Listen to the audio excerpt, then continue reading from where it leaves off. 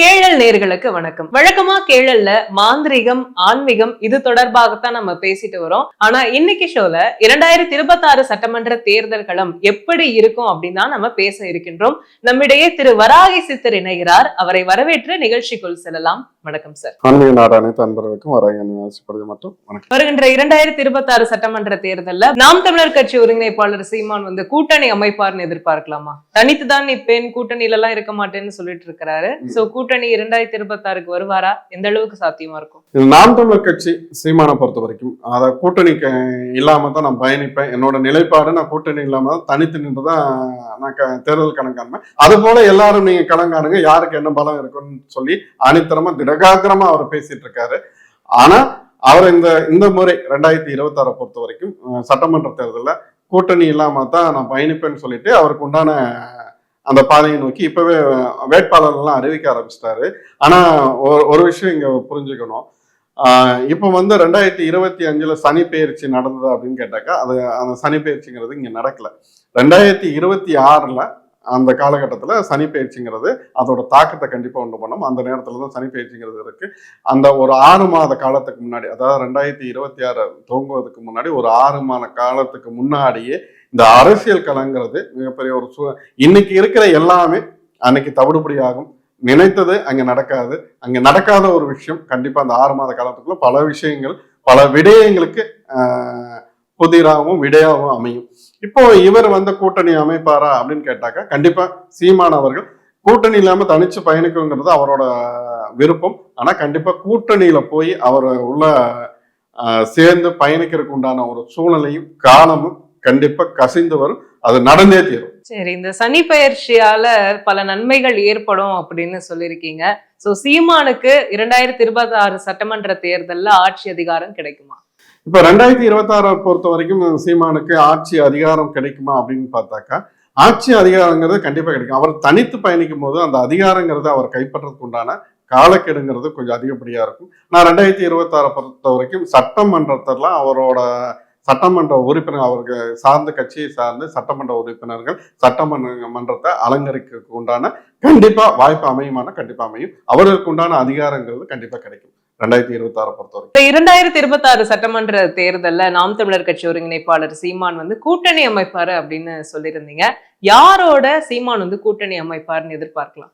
நாம் தமிழர் கட்சி செந்தமிழ் சீமான் கூட்டணி அமைப்பாருன்னா, ஆனா எல்லாரும் நேத்து ஒரு இதுல மீடியால நம்ம பேட்டி கொடுக்கும்போது அதுக்கு உண்டான சிலர் அவரோட தீவிர அந்த அவர் மேல் பற்றுக்கொண்ட அந்த தம்பிகள்லாம் என்ன சொன்னாங்கன்னா, இல்ல அவர் தனித்து தான் இருப்பார், அவர் தனித்து தான் பயணிக்கணும், அவரோட தனித்துவமா இருக்கணுங்கிறத என்னோட எண்ணம்.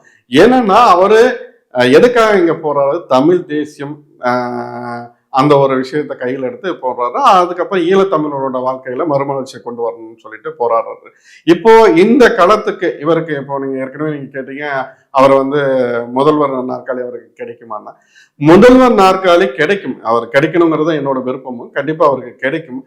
அந்த கிடைக்கும்னா நான் அவர் கூட சேர்ந்து யார் கூட சேர்ந்து பயணிக்குங்கிறத ஆல்ரெடி நான் பலமுறை நான் பதிவு பண்ணியிருந்தேன். என்ன ஒண்ணுன்னா, இவர் பிஜேபி கூட சேர்ந்து பயணிச்சா, அதாவது இவர் நினைக்கிற ஒரு விஷயத்தை சாதிக்க முடியுமா அப்படின்னாக்கா கண்டிப்பா முடியும். இன்னும் ஒரு 15 வருஷம் கழிச்சு, ஒரு 20 வருஷம் கழிச்சு ஒரு சாதனை செய்யறதுக்கு இப்போ 2026 அதுக்கான கதவு திறந்தே இருக்கு. ஒரு சில இடத்துல விட்டு கொடுத்து போறதுனால அவரோட நோக்கம் என்ன, தமிழ் தேசியம், அடுத்தது ஈழத்தமிழர்களோட வாழ்வுல அந்த ஒரு மறுமலர்ச்சியை கொண்டு வரணும் அப்படிங்கிறது அவரோட நோக்கமா இருக்கு. இப்போ இதுக்கு என்ன ஆகும், இப்போ 2026 சீமான் முதல்வரா நாற்காலியில உட்கார்ந்தாலும் என்னன்னா, இங்க தமிழ்நாட்டுக்கு உண்டான அவரோட எல்லா தேவைகளையும் அவரால் பூர்த்தி பண்ண முடியும். அதை மீறி ஒரு தமிழ் தேசியம் அந்த ஈழத்தமிழர்களோட வாழ்வுல மறுவாழ்வை கொண்டு வர முடியுமானா அதுக்கு மத்திய அரசோட ஒத்துழைப்பு இல்லாம, அவர்களோட அனுசரணை இல்லாம எதுவும் நடக்கிறதுக்கு வாய்ப்பே இல்லை. இப்ப அதுக்காகத்தான் நான் பலமுறை அவர்கிட்ட என்ன சொல்றேன், நீங்க பிஜேபி கூட சேர்ந்து பயணிங்க. இன்னைக்கு ஒரு காலத்துல யாருமே சீமான சீண்டாத ஒரு நிலை இருந்தது. இன்னைக்கு சீமான் இல்லாத ஒரு நிலையே இங்க கிடையாது. இன்னைக்கு தமிழ்நாட்டை தாண்டி அகில இந்திய அளவுல பேசும்படு பொருளா யார் இருக்காருன்னா சீமான் அவர்கள் தான் இருக்காரு. அதனாலதான் நான் மறுபடியும் சொல்றேன், இன்னைக்கு உங்களுக்கான கதவு திறந்திருக்கு. நீங்க இந்த நேரத்துல கரெக்டான சாதுரியமா நீங்க காய் நகர்த்தீங்கன்னா, நீங்க யாருக்காக நீங்க இந்த கட்சியை துவங்குனீங்களோ, யாரோட துயரை துடைக்கணும்னு துவங்குனீங்களோ அவங்க கூட சேர்ந்து அதுக்கான பயணம் பிஜேபி கூட சேர்ந்து பயணிங்க. பிஜேபி கூட சேர்ந்து பயணிச்சீங்கன்னா கண்டிப்பா அவங்களுக்கு உங்களோட டிமாண்ட் அவங்க உங்களை ஏத்துக்க மாட்டேன்னு சொல்ல போறது கிடையாது. கண்டிப்பா ஏத்துக்குவாங்க. ஈழத்தமிழர்களோட வாழ்வுல ஒரு மறுமலர்ச்சி கொடுக்கறதுக்கு 2026 அதுக்கு நீங்க ஒரு உறுதுணையாகவும் நிக்கலாம். இப்போ 2026 யாரு கூட சேர்ந்து கூட்டணி அமைப்பாரு அப்படின்னு பார்த்தாக்கா, இப்ப எல்லாரும் பரவலா என்ன பேச்சு இருக்கு அப்படின்னு பார்த்தாக்கா, ஏடிஎம்கே கூட சேர்ந்து அவர் பயணிப்பாரு அப்படின்னு பார்த்தா, ஏடிஎம்கே கூட சேர்ந்து பயணிப்பாருன்னா அதுக்கான சாத்தியக்கூறு கிடையாது.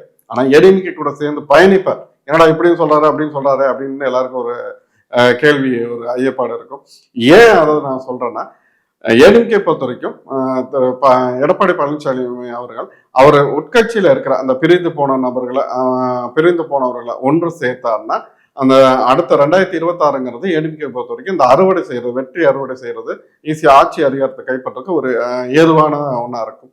இப்போ எந்த ஒரு விஷயத்தை அவர் செஞ்சாரு அப்படின்னாக்கா, ஏடிஎம்கே ஒரு பலமான கட்சியை அமைஞ்சிடும். அதுக்கப்புறம் அவங்க ஆட்சி அமைக்கிறதுக்கு இன்னமும் ஒரு சில, இப்போ நாம் தமிழர் கட்சியை சீமானை கூப்பிட்டாருன்னா, அவர் நாம் தமிழர் கட்சி சீமானை பொறுத்த வரைக்கும் யார் சொன்னாலும் நீங்க கேட்கிற மனநிலையில் இல்லை. அவர் வேறொரு மனநிலையில தனிக்கட்டு ராஜாவா போயிட்டு இருக்காரு.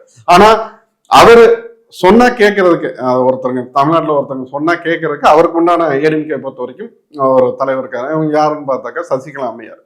இந்த அம்மையார் அதுதான் நான் சொன்னேன். ஏடிஎம்கேல பிரிந்து போறவர்கள் ஒன்றாக சேர்ந்தாங்கன்னா, அதாவது எடப்பாடி பழனிசாமி ஐயா அவர்களா இருந்தாலும் சரி, சசிகலா அம்மையாரையும் டிடிவி தினகரனா இருந்தாலும் சரி, ஓபிஎஸ் இவங்களெல்லாம் சேர்த்து அவங்க பலமான ஒரு ஏடிஎம்கே மீண்டும் வந்தாங்கன்னா, இந்த நேரத்துல சசிகலா அம்மையார் வாடா தம்பி அப்படின்னு சீமானை கூப்பிட்டான்னா கண்டிப்பா அவரோட மனநிலைங்கிறது மாறும். இதை ஒட்டு தான் நான் என்ன சொல்றேன், கூட்டணிக்குள்ள வருவாரா அப்படின்னாக்கா கண்டிப்பா வருவார். அந்த நேரத்துல பிஜேபியான ஒரு அழுத்தம் கொடுக்கும் போது கண்டிப்பா இவரானவர் வருவார். கண்டிப்பா சீமானவர் கூட்டணிக்குள்ள வர்றதுக்கு நிறைய வாய்ப்புகள் இருக்கு. இது நடந்தே தீர்மானம், கண்டிப்பா நடந்தே தீரும். என்னோட வாக்குங்கிறது கண்டிப்பா பலிதமாகித்தான் தீரும். ஈழத்தமிழரோட வாழ்க்கையில மறுமலர்ச்சி கொண்டு வரணும்னா சீமான் அவர்கள் இந்த 2026 கொஞ்சம் அந்த விஷயத்தை யோசிச்சு அவர்களோட மனநிலையை மாற்றி இருந்தாருன்னா கண்டிப்பா 2026 அதிகாரம் அவர் கை. மக்கள் மத்தியில சீமானுக்கு எந்த அளவுக்கு ஆதரவு கை கூடுன்னு எதிர்பார்க்கலாம்? இல்ல, மக்கள் ஏற்கனவே சொல்லியிருந்தேன், நீ தமிழ்நாட்டை பொறுத்த வரைக்கும் தவிர்க்க முடியாத ஒரு கட்சி தலைவர் யாருன்னு பார்த்தாக்கா சீமானா இருப்பான். அதுல அசைச்சிக்க முடியாத, அது என்னோட ஆணித்தரமான ஒரு பதிலா இருக்கும். ஏன்னா அந்த அளவுக்கு இன்னைக்கு அவரை சுத்தி ஒரு என்னென்னமோ பண்ணாங்க, அவரோட கட்சியை அழிச்சிடலாம், இல்ல அவரை ஒன்றும் இல்லாம ஆக்கலாம்னு என்னென்னமோ பண்ணாங்க. அதுக்கான எந்த சாத்தியக்கூறும் இல்லாம போயிடுச்சு. எல்லாத்தையும் தவிடுபடைய உடைச்சிட்டாப்ல. கண்டிப்பா இதற்கு மேலேயும் 2026 மட்டும் இல்ல, இனி ஒரு பேசும்படும் பொருளா, அது இன்னும் ஒரு பல காலம் கடந்தாலும் சீமான் அவர்கள் தமிழ்நாட்டுல ஒரு பேசும்படும் பொருளா, ஒரு மிகப்பெரிய அரசியல் தலைவரா, மாற்றத்துக்கு உண்டான தலைவரா கண்டிப்பா இருப்பார்.